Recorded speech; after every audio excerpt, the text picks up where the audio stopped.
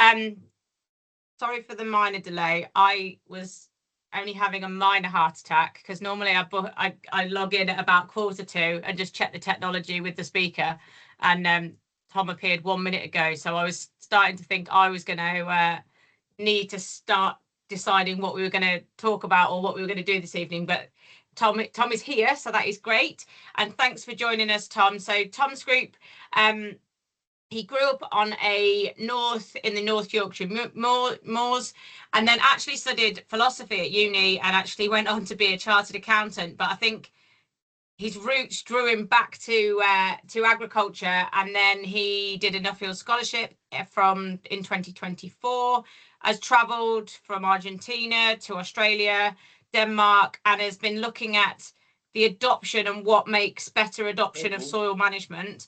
So, and then from there, he's actually now a co-founder of Soil Benchmark, an agronomy software platform, which was launched 2 years ago. So, which has grown phenomenally, and I'm sure it's probably higher than this figure now, but there's over 11%, I believe, of England's farmland within that platform now, so which has probably increased again since I pulled that figure off. So I won't hold you up any longer, everyone, but if anyone's got any questions as we go along, are you happy to take questions as we go along, or would you prefer the questions at the end, Tom? Whatever you prefer. Yeah, I have a presentation, but yeah, if you want to chip in the middle or save them till the end, whatever's easy. Maybe the end might be easier, but whatever you prefer, really. Okay, no worries. So if you think you might forget your question, put it in the chat, and I'll ask you to come up with it at the end. But hopefully, yeah, that's probably is better, just in case you come on to that, unless something is pertinent on that particular slide that you're talking about. Let's hold. And I can always go back to a slide at the end. You know, if you've got a question, I can always flip back through the slides or whatever. Yeah. Okay. Brilliant. Okay. Thank you. Over to you. Well, thank you for having me, Katie. I'm really sorry for giving me on. I was on another call, and I was getting missed calls from Katie, and I was trying to sort of reply while I was still talking on that one, saying I am coming, don't worry. But anyway, thank you for bearing with me, and sorry for raising your blood pressure. And yeah, thank you everyone else for joining. It's great to have the chance to talk through some of the things I found on my Nuffield travels. I'm also afraid I'm going to be using you because the Nuffield conference, where I kind of present this all in public first time, is this time next week. So you're going to get a dry run of what I'm going to be presenting there. You're actually the first people who will hear it. So I'll give you, it's a kind of the full summary talk of it. But yeah, really happy to answer any questions or comments, whether it's about Nuffield or Soil Benchmark or anything else, or if you're just interested in doing a Nuffield yourself and you want to know about the experience and what that involves. Also really happy to talk about that. But yeah, otherwise, with no further ado, I'll get stuck in.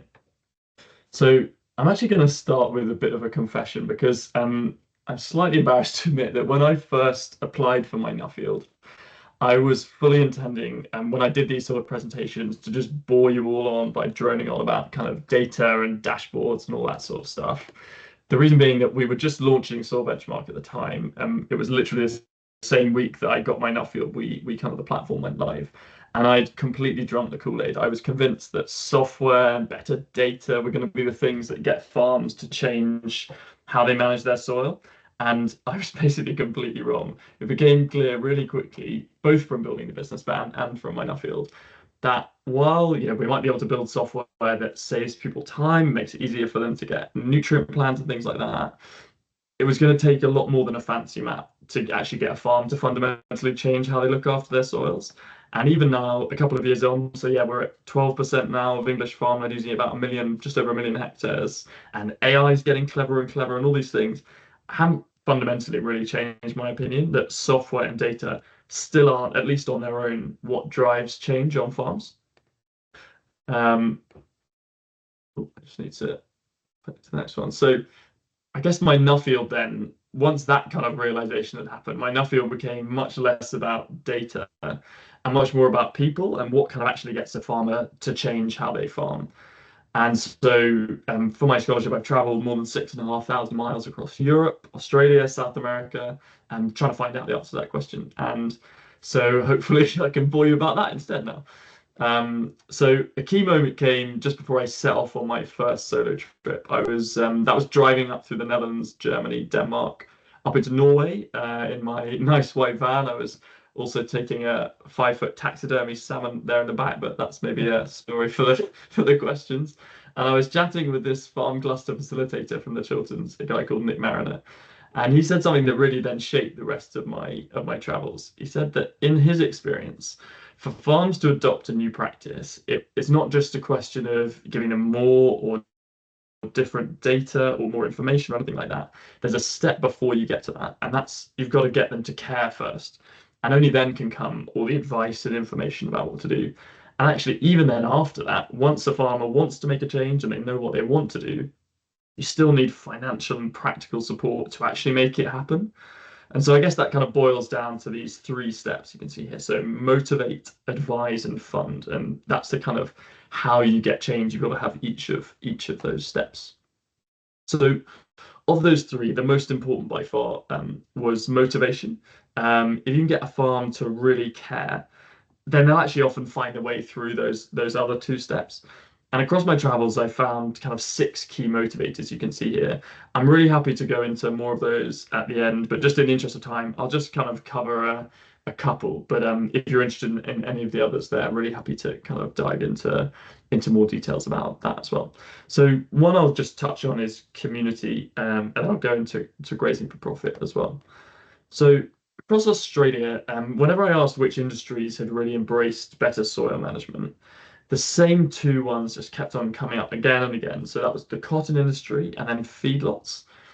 And I guess what I learned from talking to growers in both of those industries, so like these guys here, so, Andrew, both called Andrew, actually, Andrew Watson, Andrew Slack, a lot of it actually came down to external criticism for those industries. And I guess maybe this kind of links into perhaps the kind of livestock sector in the UK as well. In Oz, both the cotton and the feedlot sectors have been under massive scrutiny in recent years. So for cotton growers, about kind of water use and environmental impact. For feedlots, much more about kind of animal welfare. But in both cases, that pressure has created this really strong kind of us against the world mentality, and it's made the industries unusually collaborative. It definitely also helps that there aren't huge numbers of growers in either sector, and also most of them are kind of pretty big operators. But all of that pulled together has made this kind of real, almost like a kind of family culture in the industry. I mean, sometimes literally a family. I mean, the big cotton conference, for instance, which happens on the Gold Coast every year, is literally a family event. So farms bring their partners and their children. It's literally got a kind of crash and lots of social activities alongside the kind of seminars and knowledge exchange stuff. So yeah, maybe an interesting, maybe more industry kind of conferences should be like that. But yeah, I guess there are equivalent industries in the UK that would fit the bill in a similar way. So maybe like veg growers on the peat in the fens, or maybe chicken farms in the Wye. That kind of external criticism that they're getting really might, can we use that to kind of bring these industries together and get farms to collaborating much more than they might ordinarily do to solve some of these problems? Maybe in the Wye it would be about manure and kind of management of nutrients, for instance. Another motivator that I kept coming up to, the last one on that list, which hopefully will be relevant for you guys from a kind of livestock perspective, was the Grazing for Profit course. I don't know if any of you have heard of it, but it's had more than 10% of Australian farmland has gone through this one course. So it's a kind of 6-day residential business school for farmers, mostly grassland farms. It's run by this inspirational guy, Terry McCoskey, here on the left. So it came out of his work with Stan Parsons. You can see Terry with up on the right here. Stan was like an early partner of Alan Savory's, so they kind of developed the concepts of cell grazing, kind of mob grazing, as we call it here. And this course in Oz has done a huge amount to kind of push those techniques out across Australia. And when I met Terry and kind of chatted through with him, he kind of explained that the reason it's had such a massive impact on grazing management is that, kind of counterintuitively, they don't actually start by talking about grazing at all. It starts by kind of going back a step and talking about mindset and business goals, what people want out of their farms and their children's succession, all these kind of really thorny issues. And the changes to kind of grazing and soil management are only like a 5th or 6th order thing that come in as a consequence of that on like day 3 of 6. And the other thing, a bit like those cotton conferences, actually, it's not usually just like one farm. They bring their spouse. If there's children involved in the business, they come along. And so everyone kind of goes through this mindset shift at the same time. And it has been, it's massively impactful there. And it's sort of, HDB do bring a version of it over to the UK. There's a kind of US sister course called Ranching for Profit, which is based on very similar lines. And Dallas Mount, the guy behind that, AHDB bring over once it's actually next week is the kind of session as part of their Roots to Resilience course. But they're thinking about stopping that. How could we scale that sort of course up and also adapt it more to the UK? Part of what Terry did is take the roots of the course in America that Stan Parsons had developed and adapted it to Aussie conditions. So do we need someone to kind of adapt this course for the UK and get a significant chunk of UK grazing land and the growers behind that to go through a course like this? It's been absolutely transformative in Australia, and I wonder if it could be the same here in the UK. So that's just a couple of those motivators, as I say, happy to go into external crisis. So in Australia, it's things like droughts or personal crisis or any of those other benchmarking groups, charismatic educators. But I guess the next things, once we've got through that motivation step, so once you've got a farm really wanting to prioritize their soils, and obviously with all the stuff going on farm, getting them to prioritize that and want to care is that big first challenge, like I said. The next step then is, okay, well, I want to look after my soils better, and I know it's important. What do I do? What's actually going to work on my soils? And I guess ultimately what farms are really wanting is practical and trusted guidance. And often that means from another farmer. And the closest thing to a kind of silver bullet I found for scaling this up was well-facilitated farmer groups. We've got some brilliant ones already in the UK, of course. I'm sure lots of the farms who supply you guys are part of them, discussion groups as well. But what I wanted to see on my travels was what I could learn from how these sort of groups operate in other parts of the world, particularly as you mentioned, I think Denmark, Argentina, and Australia was like were kind of key examples for this part of the report. So this here's an ERFA group in Denmark. They've got an interesting model working with their kind of the research company. It's kind of a community owned or owned by their equivalent, the NFU research body is called SEGES. So it's kind of like a combination of Rothamsted and the John Centre and Cranfield and everything were all in one institution. That would be SEGES. And they have this really interesting relationship with groups all across Denmark. So the groups are run by agronomists or like local advisors, basically of their clients. It's a group of their clients. And those groups basically have a really close link back in with SEGES, the big national kind of research organization. So they can feed back in what their members are interested in, what they want trials to be done on, and that will shape what kind of agricultural research happens in Denmark.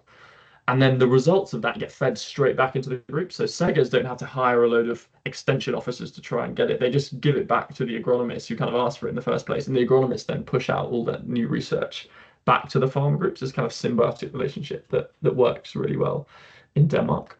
Another example is from Argentina. So this actually was a bit of an accidental Nuffield visit. So I was on my honeymoon in Patagonia in southern Argentina, and I was staying on this estancia up at the top here.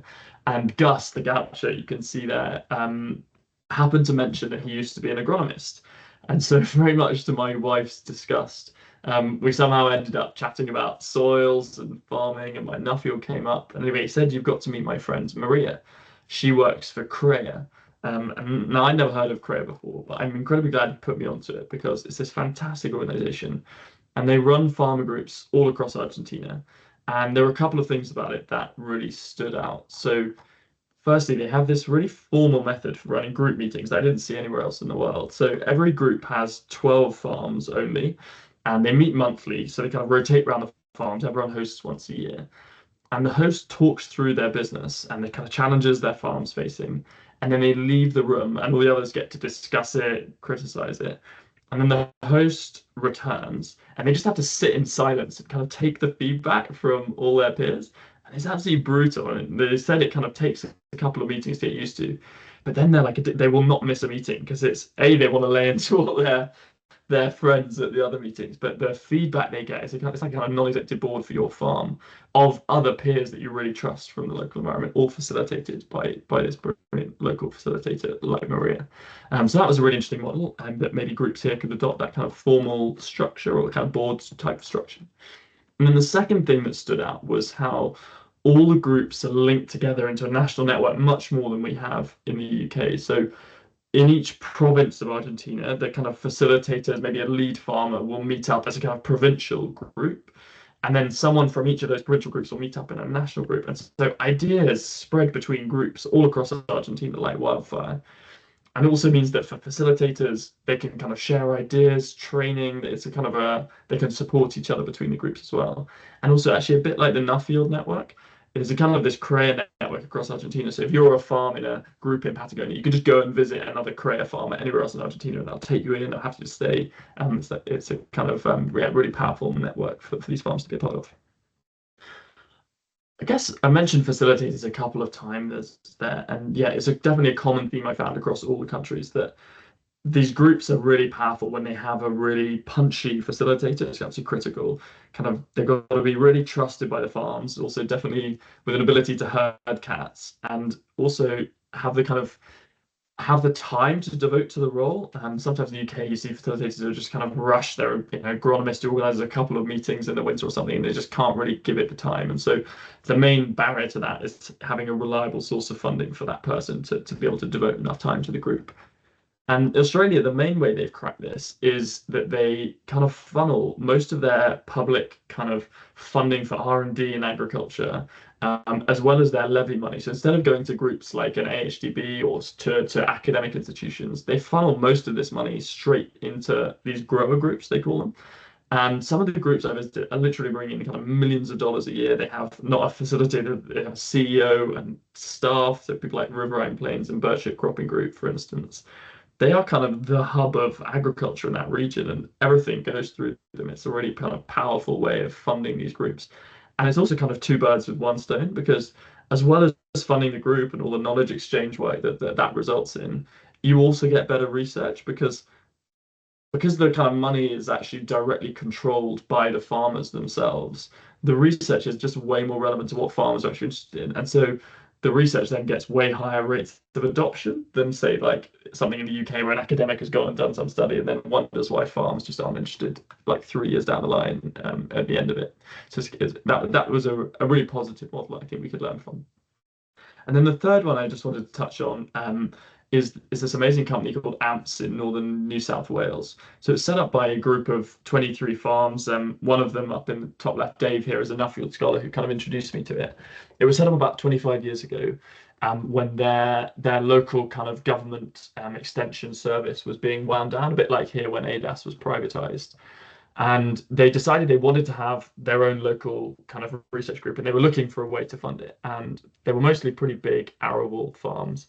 And so they decided to set up their own commercial input business with a kind of co-op model. So they sell seed and fert and inputs and all the normal stuff. But then they use any profits from that to fund this independent grower group, and they fund the knowledge, research, fund the knowledge sharing, facilitators, stuff like that. And so the way it works, all the members of the group agree to put at least half their input spend through the kind of commercial arm. And that commercial arm now is turning over like 100 million Aussie dollars, so like 50 million pounds a year. So it's like built a very substantial business. And that's allowed that commercial arm then over the last 10 or so years to put in 10 million Aussie dollars back into funding that research group. So it's this really simple but kind of self-reinforcing model where the group builds loyalty to the business, and then the business funds the group. And it's a much more kind of permanent structure. You're not relying on government to fund the group or anything. It's just going to carry on and on and on. So I guess that's the first two steps we've talked about. So kind of once a farm's motivated to change, and then these groups help them know what to do. The final barrier then is funding, particularly for something like soil management, which is often really expensive. For if you need a new drill or just the risk associated as well. Financial support is definitely a big part of helping people through that. And so everywhere that I traveled, I looked into both the public and the private schemes that were available. So on the supply chain side, I was really impressed by things like Arla's farmer head schemes, as me visiting them up in Denmark. So that pays farms a premium on the milk price for implementing certain practices. Lots of other big dairies in the UK have it. I guess the key thing was from these supply chain schemes, which I guess is relevant from an ABP perspective, is that to actually make a difference, the only ones I saw make a difference were where they put their money where their mouth was, and they were actually paying a premium on farm. So, for instance, in Australia, there was something called the Cool Soil Initiative. I was really excited to meet them because it was all going to be about trying to drive change in soil management, and it was backed by loads of corporates. All the big buyers of beef in Australia were behind it, and they were trying to reduce their Scope 3 emissions, and it all sounded kind of good. But then when I actually got into detail, they basically were getting zero adoption on farm because they wouldn't pay any premium. They were just expecting farms to sign up to all these standards without being willing to pay for it, as opposed to these dairy schemes where they actually were, putting a premium on the milk price. Now you could argue that through and say, oh well, overall, Arla still had the same pot that they were distributing to farmers, and this kind of premium was just, they were lowering the price for everyone and then redistributing the premium. But having a financial mechanism actually was driving change and adoption of those practices in the Arla scheme because there were financial incentives, whereas in the Australian example, without the financial incentives, the scheme just was kind of going nowhere, I'd say. I guess the other big source of private funding I saw in Europe, particularly places like the Netherlands, but in the UK as well, is from water companies, and often I guess links in with the same process. Actually, was coincidentally speaking with someone else from ABP earlier today, interested in not just carbon, but how to reduce the kind of impact on waterways of your supply chain and the farms that supply you. And those interests really align with waterways, and they are actually spending money and achieving outcomes. So yeah, really interesting kind of route to go in with or work with is water companies. By contrast, things like carbon credits, they're the start of my kind of scholarship. I was expecting going to be a big part of it and looking into how carbon credits are driving change. It was a massive anticlimax. They weren't really up and running anywhere at scale. Even Australia, which is supposed to have kind of globally leading government-backed scheme, it was still just, everyone kept on saying, it was like, oh, just in another couple of years, this will be massive. And I was hearing that 2 or 3 years ago, 2 years ago when I first started. So became a bit underwhelmed by some of those kind of natural capital credits, but water company funding was up and running. Another one that was an interesting one that I hadn't really considered before was the role of a landlord in being able to kind of finance that change for tenants. Obviously, in the UK, it's about like a third of farmland is rented land, so it's kind of easy to overlook that. But there was a kind of actually classic Nuffield encounter that made me think about this. So I met a guy called Martin Davis at the kind of Nuffield had a launch conference where you go and meet all the other scholars from around the world, and my one was amazingly in Brazil, which was fantastic. And I'd met this guy called Martin Davis who'd been a previous Nuffield scholar there, and he runs a business called Nuveen, which is a kind of global investor and invest in farmland for kind of pension funds, people like that. And I just, by complete coincidence, bumped into him on a flight between Sydney and Perth when I was in Australia. And he then put me in touch with one of their tenants in Western Australia where I was going, a guy called Ty Forward. And Ty is the guy doing the delving work that you can see here. So in Australia, they've got these non-wetting beach sands that they're trying to farm with incredibly low rainfall. And so he's literally here digging up, it's kind of like old-fashioned marling, digging up the deep clay to improve the water holding capacity of his soils. I guess the problem with your Nuveen, the landlord, is that because it's really slow and expensive to do this kind of soil improvement work, maybe the equivalent in the UK is drainage probably rather than this sort of stuff. Tenants like Thai are going to prioritize that soil amelioration work on their own land that they own rather than on the tenanted land, as the tenanted land never gets the kind of soil improvement works that the owned land does. And so I ended up talking to one of Martin's colleagues, a guy called James Little, who runs all their Polish farming operation, about 50,000 hectares there. And he explained how they're trying to solve it they're kind of building it in Poland with an aim of building out to their whole portfolio, which is more than 1 million hectares globally. So they've developed their own scheme. It's not unlike SFI with kind of different actions, but instead of having payment rates attached, if you sign up for these actions, they'll give you a longer lease, fixed kind of rent increases. So using the kind of terms of the tenancy to incentivize actions from their growers. And I guess in the UK, things like EFBTs, so people like the Crown Estate and big estates like that are looking towards those to try and incentivize actions as well, which is exciting. But overall, I guess, even though those are exciting schemes, if you actually look at the amount of money that's coming from supply chain schemes or those schemes, it's just dwarfed by the amount of money that's going into public schemes. So just in England, I think the farm support budget or kind of SFI and all those schemes is like two and a bit billion a year, and it's tens or hundreds of millions that would be going in through these other schemes. So SFI and public funding is really the main game in town in terms of this funding piece. Really, there's no getting around it, and I think it will be like that for many years to come. We're a long way from private finance being able to deliver billions of pounds a year into farmers' pockets in the way that public funding does. And actually, although it's a bit of a funny one, that field, because you expect you're going to travel abroad and find all the answers elsewhere. Actually, the more I traveled, the more impressed I ended up being by SFI, by contrast with all the other public schemes or agri-environment schemes trying to do things like this abroad.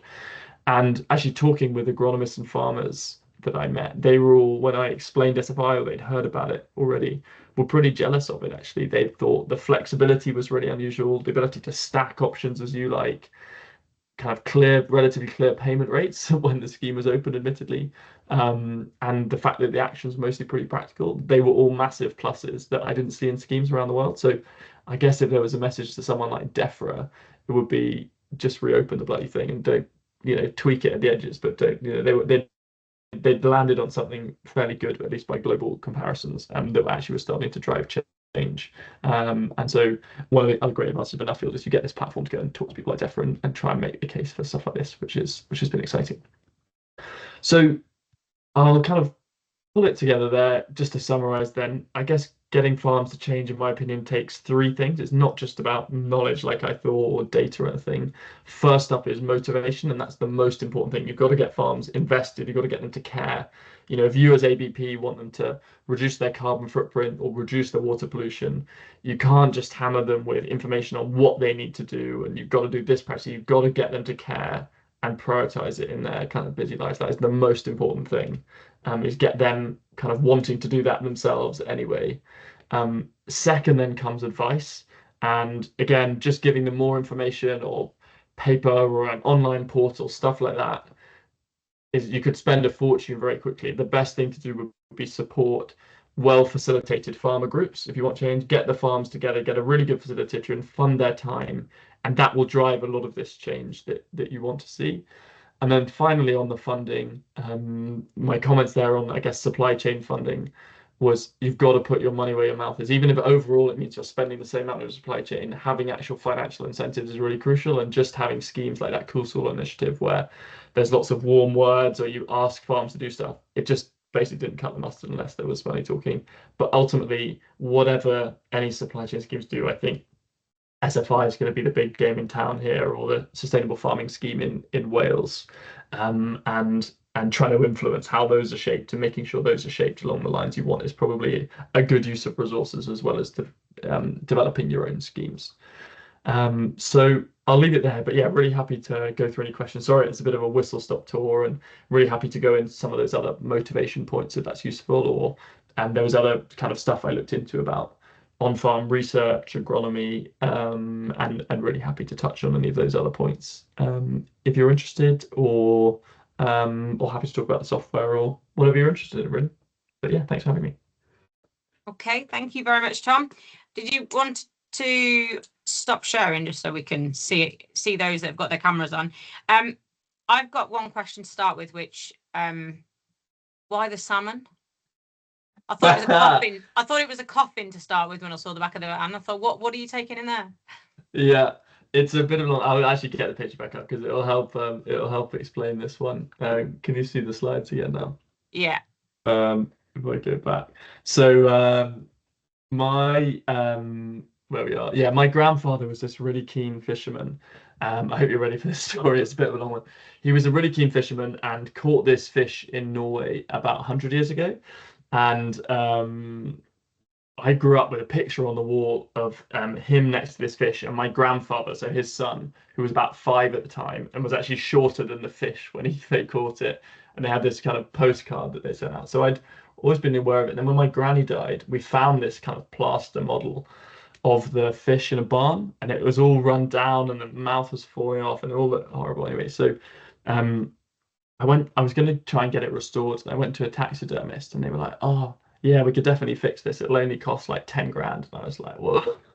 I was going to give it as like a Christmas present to my mum, but I don't like her that much. So I ended up ringing up the person who owned the river, this guy Knut on the left, and I said, I've got this fish. It's just kind of, falling apart. Do you want to pay to have it restored? And he said, I'll pay to have it restored. He runs this like fishing lodge in Norway where they charge like, I don't know, 100,000 euros a week to rent fishing. So for him, it's like pennies. And he's like, I'll pay for it to have it done if I can have the fish and put it up in the fishing lodge. And so I was like, oh, I was hoping to kind of hang on to it. All right, I'll bring it. I'll let you have it if I can have some fishing on your river. And he said, great. If you just drive the fish out, then you can, when you get here, you do the fishing. And so I was planning this Nuffield trip anyway. I wanted to go up and drive to Denmark, and Norway is only just over the water. So anyway, instead of renting a car, I just rented this white van and decided to do two birds with one stone, and ended up taking the fish all the way through. So I ended up with all the farms I visited on the way in like Norway and Germany and Denmark.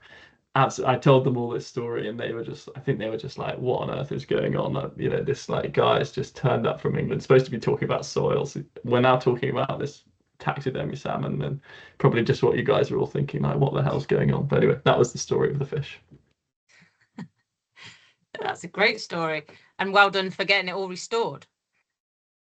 It looks a lot better now than it did. Yeah, certainly. Has anybody else got any other questions? I do have another one for you, Tom, if not, but whilst I'll let everyone else. Stunned into silence by the fish. I know, you stunned them all to silence. With you mentioned about SFI, and you think that SFI obviously is a really good scheme over here. And I know previously, obviously, there's lots of different schemes that get run, but recently, some of the schemes that they've released funds for have been 100% funding. Do you think, I don't know what schemes are that you've seen around the world, and what are your thoughts on what percentage funding should be to motivate change, but for the right reasons, if that makes sense? Yeah, I think it's interesting. I looked through Europe because they're trying to get more and more of the CAP budget spent on environmental outcomes, and so bigger and bigger percentages of the CAP money. The European Commission is telling each country you need to spend that on environment schemes, but each country gets to develop their own scheme. You guys are probably aware of this, and Ireland and Netherlands people will have different ones. The Dutch one was quite interesting. They have a kind of points system, and so there's 3 tiers. There's bronze, silver, and gold with different like per hectare payments attached. And the more actions you do, you get kind of different points for, and then that puts you into a band, and you get a certain payment. And it worked okay, but it was fairly inflexible. And those were some of the farms who were much more jealous of SFI, where you could just stack what you liked on different fields. No scheme anywhere was getting the adoption rates of SFI for any kind of government eco scheme, I would say. So I think the flexibility was definitely testament to that. And in terms of the like percentage funding, I think what's been good about SFI is it's kind of a couple of types of farmers in it, right? There's some who wanted to do a lot of these actions anyway. They were kind of convinced, and SFI has just unlocked the funding to allow them to get on with stuff they were already wanting to do, and they kind of had known they wanted to do for a while. I'd say that's probably where it's had its most impact, because those farms were already convinced. But there's definitely some farms where it's just got them to kind of, they were doing it for the money, but it's got them to start thinking about some of these issues. But I'd say fundamentally, SFI itself probably hasn't done very much on that motivation piece, and that's maybe where it's been a bit weak. But I think if it could have done more of encouraging people to go and join the farmer group, for instance, or things like that, maybe it would work better, or encourage them to work with an advisor. But there definitely has been some people just using it to kind of tick a box and take the piss, probably. And for those people, it wouldn't have had much environmental impact, I wouldn't have thought. Yeah, I was just thinking, I know there's a scheme I think everybody heard last week in Scotland, or might have been the end of the week before. And I think there was like 7,500 applicants, and only 1,600 were actually successful, which seems a real shit. And I think it was 100% funding. So, and you think, actually, could you have had 3,000 been successful if it was 50-50? Because I bet you there's some people in there that have applied for stuff that, well, I'm just going to apply because it's free. I don't need it, but it's free, so I'll have it. It's free money, and the people who've got the best agents or quickest will, can write the best applications will have got it. Yeah, I think it was an infrastructure grant, wasn't it? Yeah.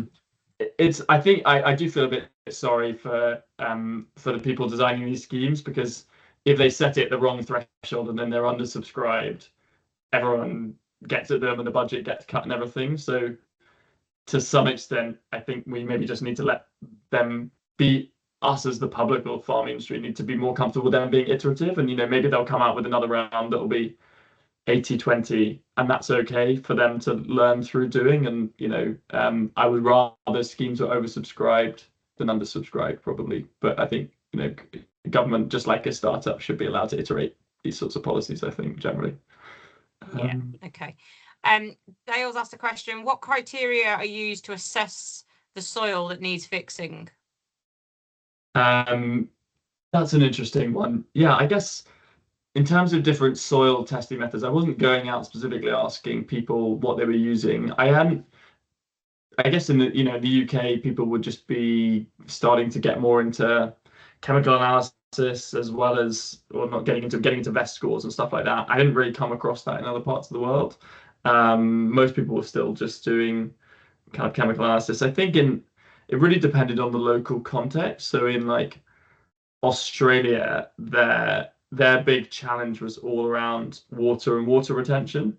So that was the like criteria they were judging soils against, was like water holding capacity, and do we, and they would all have like moisture probes. That was their like big test of what they were trying to build. And the reason they were trying to build organic matter was largely from a moisture perspective.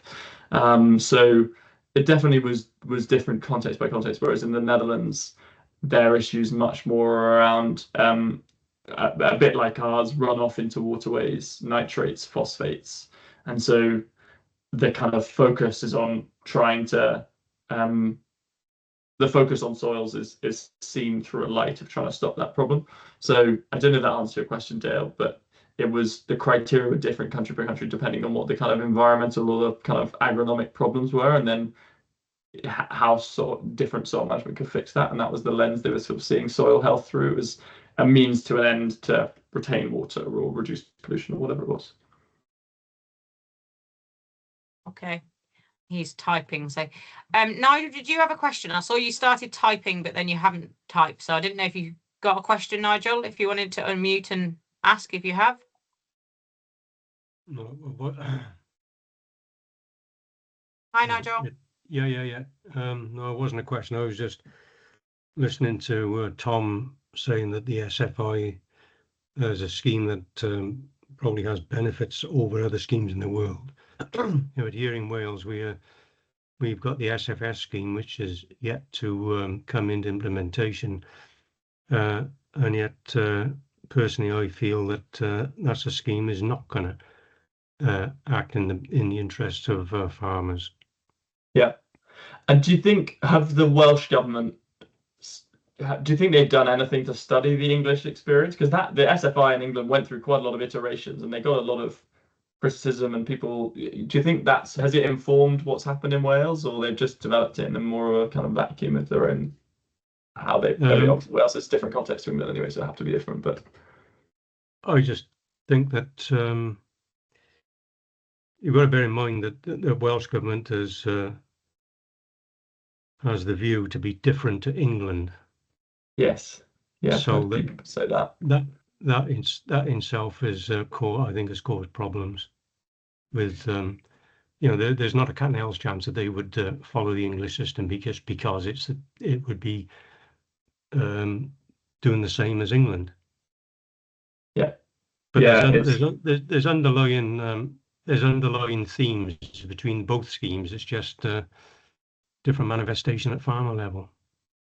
Yeah, I think it's unfortunately, from my understanding of the SFS, it's much more based on if you want to go into it, you've got to do all these actions. So it's much less a kind of stackable, do the bits you want on the fields you want, which was, I think, the great advantage of SFI. That was the key reason people liked it, because if you didn't like a particular option, great. Well, you just didn't do it and you didn't get the money, and that's, that was fine. Whereas I think having these forced actions is trying to impose a one size fits all, which seems to have been well, we'll see how the take up goes, but I think that was one of the things that they did well in England from the feedback of farmers I spoke to. Yeah, I'd be interested to know if there's any other Welsh farmers on the call, what their view is.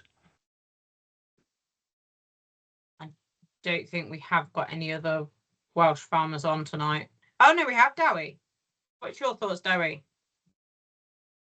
You need to just unmute yourself.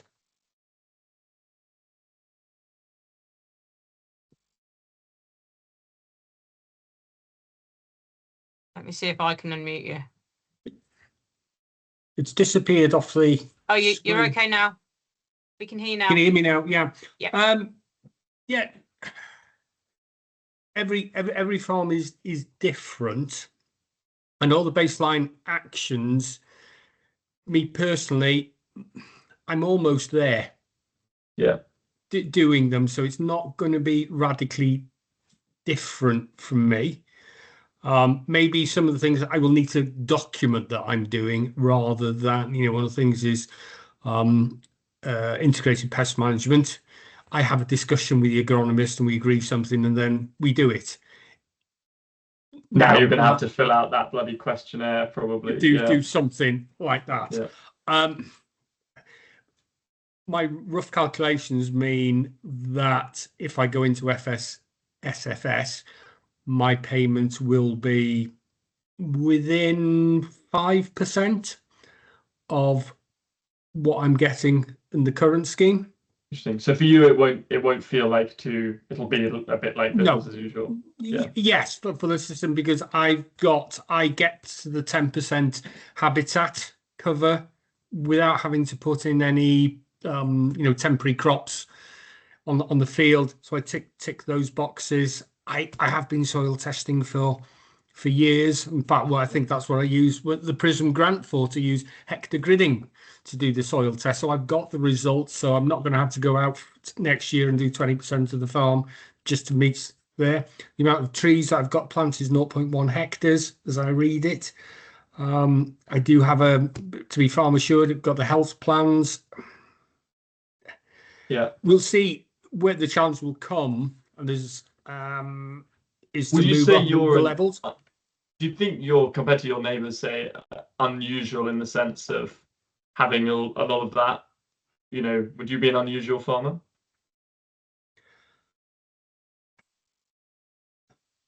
I'd like to say no. I think if you look round, generally the more, perhaps if you look at some of the larger dairy farmers, they're very business orientated, focused. They may not choose to go into SFS because of, just should we say, having to put 10% into the habitat, but they will have herd health plans. They will be soil testing and recording, benchmarking. It feels a shame, isn't it, that those businesses who you probably could have, if the 10% is enough to put them off, you're losing a chance to get them to do lots of other potential, things short of that. But it seems like an unfortunate hurdle that might put some people off. I think meeting the 10% habitat is a real issue for a lot of people, although you can do it through the temporary route. If you want to know if you've got a bad scheme, you've got one. If you've got a 180-page booklet to tell you what the rules are, there's so many opportunities there for things to go wrong under inspection, and having previously said that we were going to get a light touch inspection, they've now gone backtracked on that. So there's going to be all sorts of problems when these inspections occur. Yeah. I just think it's a dog's dinner scheme, personally. I think we'll just have to see the uptake figure. I mean, with a startup hat on, I just kind of think if they get low uptake figures, it therefore is by definition a bad scheme, because what they want is a scheme that lots of people want to go into. So we'll just have to. There's so many people who need the income from the support. And having cut the BPS to 60% in the first year is going to make a lot of people, I think the bulk of people will go into the scheme, even whether they like it or not. The trouble is, a lot of people don't even know what all the rules are yet. Welsh Assembly doesn't know what the rules are. Yeah. Yeah. No doubt time will tell, and it'll unreal whether it's as successful as what the English one is, or whether it's under or oversubscribed. I have another question here from Trevor. He was wondering, obviously with your background, what drew you back to soil? Yeah, it's a good question. I think my wife wonders this sometimes. I was an accountant actually, yeah, training at KPMG. So I was like working in a big glassy tower block and commuting in London every day. And I just I'd grown up in Homers on a little farm in rural North Yorkshire. My parents aren't farmers, but I have kind of two uncles are, and it was a world I was more familiar with. And yeah, I just got pretty bored of commuting in London every day and thought there must be more to life than this. And I'd run a little business when I was at university, so I was interested in running a startup, and wanted to do it in an industry that I was interested in that would let me not have to commute in every day. So that was kind of why I got interested in food and farming again. And yeah, it's just kind of snowballed from there really. I definitely, when we first started the business, we thought it was going to be doing benchmarking. That's why we called it soil benchmark. We thought it was going to be kind of data analytics thing, and it's ended up being much more around making compliance for things like, for agronomists, much easier. So soil, manure, nutrient management plans, and making that all kind of map based and easier to do. So even the business is different from what we expected when we first started. But yeah, I wouldn't change it for the world. I've absolutely loved it.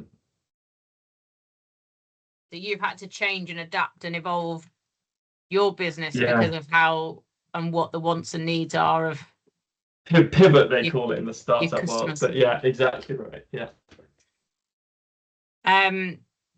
There's another part to Trevor's question, similar a little bit, I guess, to what Dale was asking, but what do you see wrong with UK soil, and how do you think the industry needs to fix it? Yeah, good question. I think we different problems in different areas. Broadly in the east, we have just depleted organic matter. That is the fundamental big problem. The move away from mixed farming has depleted soils all across the east. And if you look at, I mean, we now have records on what, like 1 million hectares worth of soil organic matter samples, and you can just see the contrast in the east. It is depleted fundamentally. And we need a bloody great slurry pipeline from Wales to Norfolk or somewhere like that. But that's probably the fundamental problem with soils there. In the kind of southwest, it's where it's all kind of heavy grassland systems. It's probably more around runoff, people putting in maize for digestate and dairy crops, things like that, and literally soil moving. And then through a lot of the rest of the west, it's probably over applications of manures, and very high phosphate indices is probably the biggest risk in a lot of the west. So but very simply, I'd say those are the main challenges, but obviously it's different at a local level, and every farm could be different, but that's with a broad brush, I'd say those are the big problems to face with soils. Okay, thank you. Rachel and Joe have asked, there's some great discussion groups in the UK, particularly dairy just grazing groups. How do you think they should join up and with each other and share the knowledge without losing their local themes? Yeah, it's a great question. I think it's actually something I've got a slide on this, because it's a big kind of probably my main takeaway from my Nuffield in terms of what I'm doing differently. I'm helping to run a network where we're linking facilitators together around the country. So this was an event we did literally this Monday actually, with 40 facilitators across England. I guess with a couple of aims, and the top is as a talk we did at Groundswell, again with facilitators. There's kind of two main aims. One is to help facilitators learn and support each other. So that's probably one way I think these groups can be linked together. Is it doesn't necessarily have to be the farmers who, they just want to be with the group they trust and the people they know locally, and they don't have time to travel.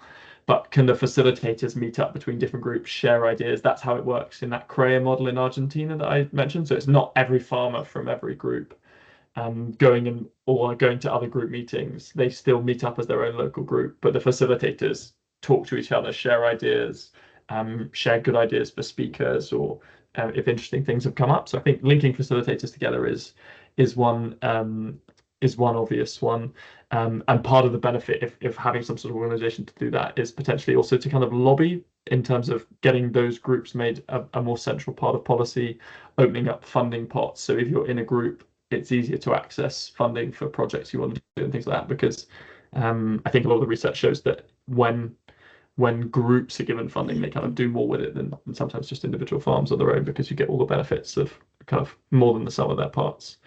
So yeah, linking together facilitators is probably my main answer to that, and letting the facilitators keep on running their local groups, keeping farmers local. I guess the other thing that might be nice is another thing I mentioned about CREA, the idea that if these groups become a bit more established and part of a formal network where they kind of know each other exist and you're officially a member, could we make it more like CREA or Nuffield, where one group member can just invite themselves to another group or be welcome on another group, and it's sort of easier to go around and travel around?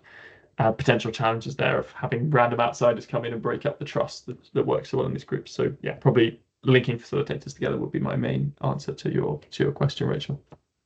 Okay, thank you. Do many across the world, how far do most of the people travel to get to these discussion groups? Yeah, it really depends, because in Patagonia, I mean, their farm drive is probably like an hour. So just to get to the main road is an hour. So slightly depends. Some places I went to in Australia, they were like farms literally in the outback, and they would fly to go and see their neighbors for dinner, in their little private planes, and go and land on each other's airstrips. So really horses for courses. But yeah, lots of farms happy to travel a couple of hours in a lot of those big countries. In places like Denmark, probably within half an hour, because it was within agronomists, like kind of rounds. So horses for courses. Okay. Rob, do you want to unmute yourself and ask you? Yeah, good evening. Just obviously there's a lot of grazing groups about that are set up. There's seems to be very few beef farmer groups or discussion groups, really. So Yeah. do you think it's better driven by farmers, or like by abattoirs or local markets, or? Yeah, 100% better driven by farmers. In fact, I go so far as to say when the groups are tried, when they're set up by someone external, usually coming in because they want something themselves, like lower water quality or some, like an environmental charity or a flag or someone setting it up, it almost never seems to work when I found. So the recipe, because it's in my report actually, a key thing I tried to find out is how did the successful groups get off the ground, and what was the kind of recipe for them. And almost all of them started with a couple of, how to describe it, punchy farmers, the sort of people who were willing to kind of put their neck out a bit, would meet up, and they would almost like, they would go around, they'd know who of their neighbors might be interested, and they'd get together a kind of gang of, I don't know, 8 or 10 farms who are interested, willing to kind of get this off the ground. And then the key at that point, so you've got one or two lead farmers who are willing to kind of give it the energy, and they're the ones who go and persuade other farms locally to sign up. So that farmer probably needs to have a bit of status. And then you get a really punchy facilitator in to help organize it and herd the cats. But fundamentally, if it's not the farmers at the start who want it to exist and who go and persuade the other farmers to join, it just doesn't seem to work. That would be the common theme I saw. In terms of why it hasn't happened so much in beef as in dairy, I don't know if it's just a historical anomaly that some of the dairy groups, I think they had them in New Zealand for a long time, and so maybe, I don't know, through Nuffield or other things, some dairy farms went and saw this in New Zealand and brought them back, and that didn't happen in beef. I don't know the history of why it's not happened, but I guess my experience being around the world is I saw them in all different sectors. A lot of those Argentinian ones are beef, big beef farms. There's no reason it should be in one particular sector or another. I think it's probably just a historical anomaly that it's happened in dairy more in the UK, and there's absolutely no reason why it shouldn't happen in any sector. Yeah, I think it's generally your dairy farm or your dairy industry is one farm. That's all they do is dairy, and whereas beef is often sheep or arable. It's not so readily. Every farm's got a beef farm. Solely that's their sole income. I don't know. I wonder, yeah, maybe a group of mixed farms, so you're all facing those same challenges of trying to balance the different things might be the answer. Yeah. Thank you. Thank you. Carl's asked, and I think it was, but he said you hooked him on the salmon story, but he didn't mention whether it was caught in Norway. Yes, I think he was asking me if I caught one when I went fishing on the river. It was actually pretty galling because on the salmon it said on the taxidermied salmon that my great grandfather had caught, it said literally the name of the pool that he caught it on. So when I went fishing there, I immediately went to that pool, and it's a very short river and it's known for catching. It's very short, very kind of fast flowing. I would show you a photo if I had it up, and actually, maybe I do if I flip back. Anyway, it's very fast flowing, and so the fish are known for being really big. And the guy who owns the river that I was shaking hands with in that photo said often the fish are so big that you think you've caught the bottom because they're so strong that you think you've caught a rock. Anyway, so I was fishing in this pool and my fly just stopped, and I was like, oh my God, in the same pool where this other fish was caught, I've caught one, and it's all going to kind of complete the cycle. Anyway, after about half an hour, this fish had not moved at all, and I think I genuinely had caught a rock. So that was the end of that. But maybe it was such a big fish that it just hadn't moved at all. That's what I'm telling myself. But that was the closest I got, sadly. You'll have to go back. I have to go back. Have to go back and try again. Carl's also got a question of here in NI. He's in a group. Let me actually read it before I start trying to read in Northern Ireland, I think. Is it? Yeah, it's in Northern part Ireland. Of that soil, I just typed that in wrong. So there you go. I'll let you just say what your question is, Carl. Carry on. Yeah, it's just basic. I see a couple of other guys on here locally as well. Dale in particular. We're here in Northern Ireland. We're doing this soil sampling scheme, and I'm in the last group in County Antrim. So hopefully I'll be doing my soil sampling in the next week or so. But what happens after that, I don't know. We're going to get I have been soil sampling for quite a number of years, but not the whole farm. But this is going to be the whole of NI is going to have a soil sampling done. So what we do after that, well, I don't know. Dale, are you any further down the road with what's happening on your side, or further down the country with you? So are they soil testing them all in different groups, but you get your results of that, but they haven't actually said what the aim of that? Yeah, what are we? I don't know what we're going to do with it after that, other than the fact that yes, we're going to know, we're going to have a lot of great knowledge of what our soil condition is after that. But what do we actually do with it afterwards? And again, a lot of people are just doing it because they have to. And if you don't, you're going to end up losing part of your single farm payment and things like that there. So, but yeah, it's all good. Data, we don't have the data there. We don't know what the condition of the soil is. So we did start somewhere. So we do and then start gathering information and go from there.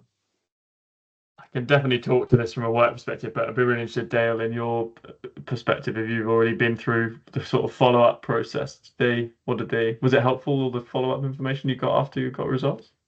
Yeah, well, a bit like Carl, we're in the dark. Our fields, we were very lucky in that the whole farm, every field on the farm was sampled 4 years ago. So we got the information, our phosphate levels, our potash levels, magnesium levels, how much organic matter was in each field. This is brilliant information, but there's been no follow-up information in terms of what we do with this information. Obviously we can, if farmers want to use fertilizer, they know they don't need to put on phosphate if they have high indices or potash or whatever. But no, we're no further down the line. We don't know whether this information is going to be used to police us. Farmers beside water courses and things like that maybe won't be allowed to use phosphate if they've already existing high levels. So no, I'm not sure what's going to be used, what use of this information is going to be used. So I don't know. Yeah, I can just jump in on that maybe as well, because we from a work perspective, we did some work with AgResearch, a guy called Jason Rankin. If you've met him, I'll just maybe share my screen. So I don't know if you can see this. This was something we built actually just in Northern. So our main platform actually just operates normally just in GB, but we built this in Northern Ireland exactly for that reason, that they were worried they were kind of farms were storing all this data, and then it was just a bit of paper and no one really knew what to do with it. And people have been doing it, as you say, Carl, for the subsidy payment, and the government were worried they were going to spend like big chunk of their budget on getting all this data and then it not actually make any changes to water quality and things like that they care about. And so they asked us to come in and try and just look at if we could like build a system that mapped it a bit more easily and made it easier for people to see what to do with their results, particularly in terms of things like slurry spreading, and could it like help influence where and when you spread slurry on different fields, and just try and make it a bit easier to understand. So it has all the soil results from the national sampling built in, and then all the sort of stuff you get for it anyway on our platform, which is you can sort of start understanding where risk is and where fields are flowing down into watercourses and things like that. Anyway, I won't go into it too much, but their concern was exactly what you said.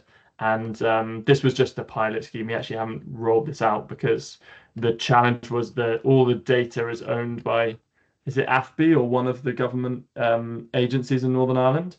And they are building their own, or they're wanting to build their own kind of software package around it, I think. And so they were very uncomfortable with sharing any information with us as like a private developer, you know, who sells software.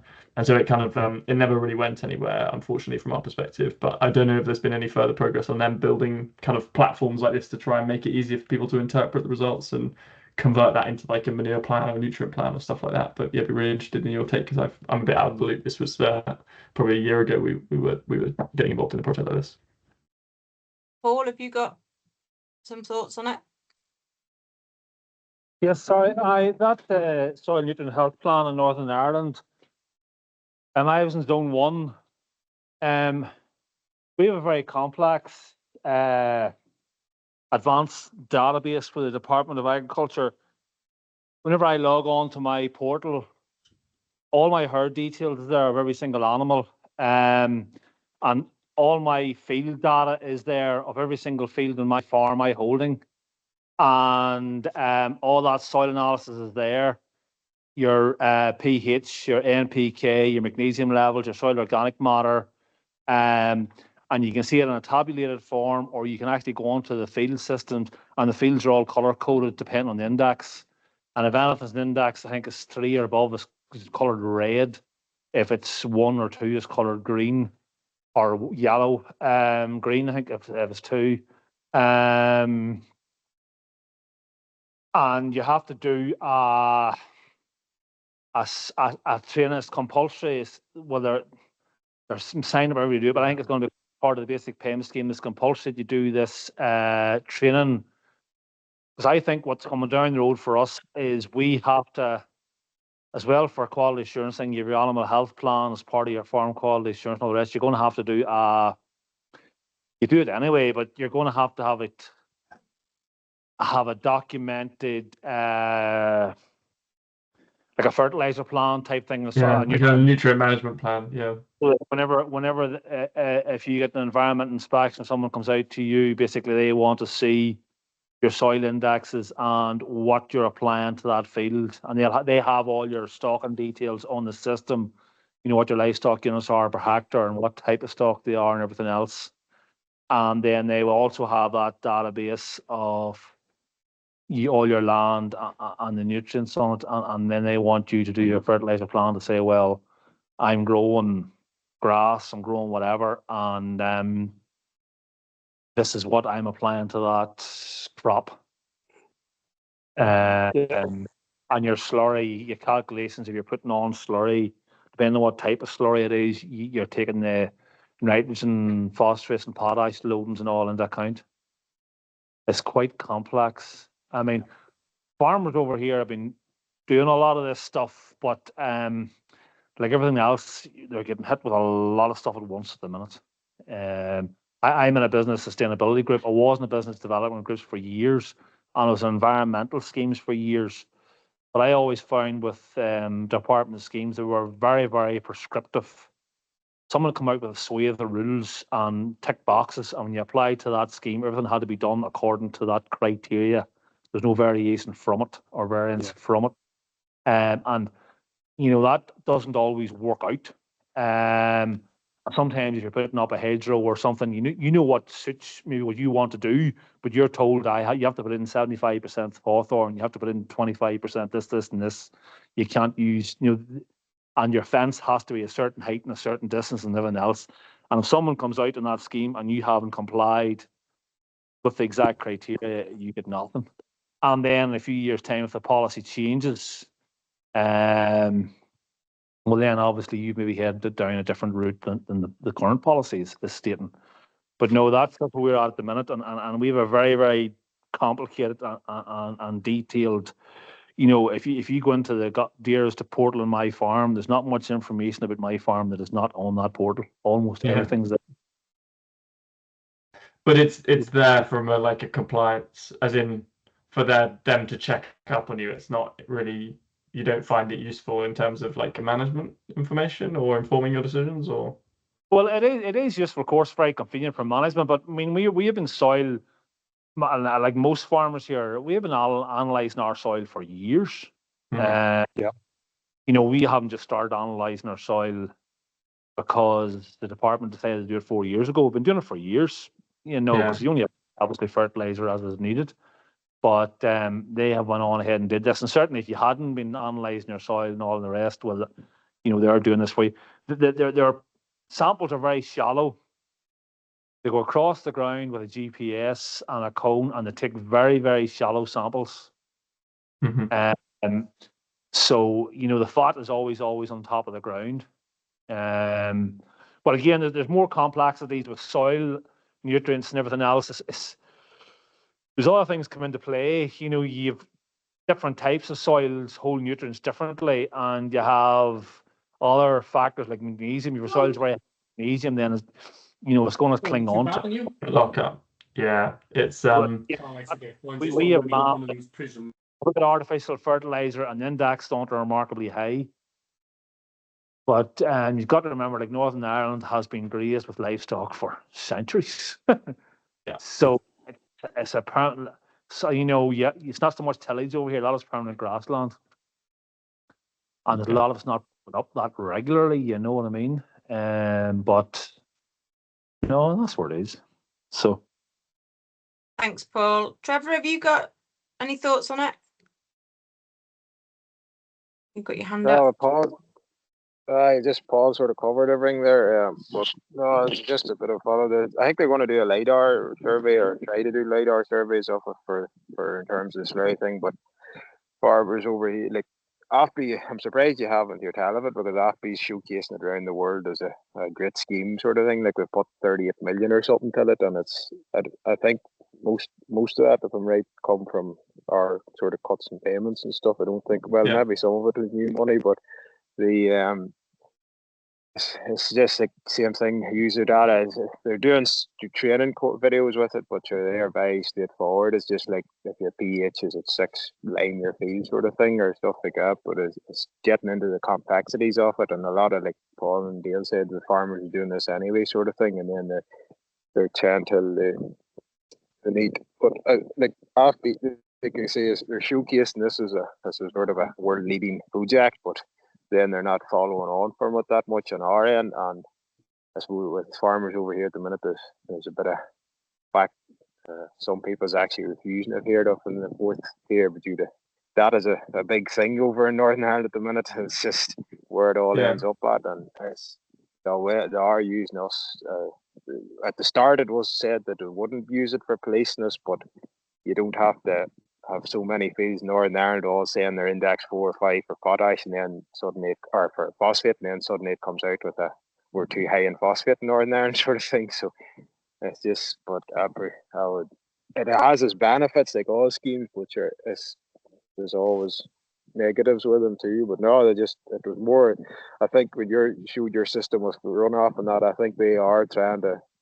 It takes a bit longer, but I think they probably will try and use that to control slurry spreading over here at certain points, certain fields, certain times a year. But like in Northern Ireland, I suppose England's the same, like and Wales is the same. You could have dry weather for a week and then an inch of rain over 2 inches of rain over the weekend, and when do you put the slurry on, like sort of thing? And some nice calendar written in London or Belfast. It's not very helpful. Yeah. Not as helpful, but no, it's I think we should just have to wait and see if it comes anything else from it now. That was all. Okay, thanks, Trevor. Paul, have you got one last comment or question before we wrap up? Yeah, the runoff maps as well as on our system, I find really sure they already have runoff maps on it as part. They might not have done the LiDAR yet, but they're based it in topography or what they're based on. But I think that whenever you go onto your system, you look at the different layers for nutrients. There's also layers for runoff risk on our system at the minute. There are already out there. You're probably doing the start the first of all. As I say, they split Northern Ireland into 4, and then they're doing each zone. And Antrim was last because it was basalt salt or something, or basalt soil, so it was going to be a bit trickier. So but it just depended on your thing. But there was issues with the lab too, because as usual these schemes is great, and then the next thing when you have so many thousand soil samples in the lab couldn't handle it, and then there was soil being left about, and then the results maybe wasn't as accurate as people has thought. And there is people that's done set samples themselves at the exact same time, and they're getting different results. So there's just sort of things they got, but it's just sort of these schemes with, I suppose, we're being asked to carbon benchmark as a quality assurance thing over here as well, maybe, and they see the tenders out for it at the minute. But as usual, if it comes so many the tenders, every business, I'm sure if somebody tendered something or soil benchmark was put for tender, you should try and get it. But then reality is, can you actually do what being asked, sort of thing?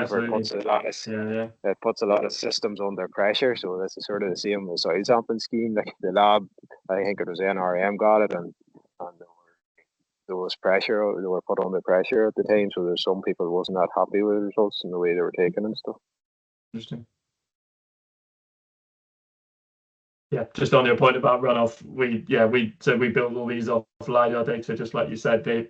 That's actually been made publicly available for the whole of GB. It wasn't in a separate scheme. The Environment Agency just did it and released it for free for anyone like us to use, or any farmer can see it. So any farm in England can just get these runoff maps now, or erosion maps, stuff like that. But it's a slightly different system in Northern Ireland, and I don't think there's publicly available LiDAR data. It's just the private one that ABP have done themselves there, which is a bit different. So that's one of the reasons we haven't expanded to Northern Ireland.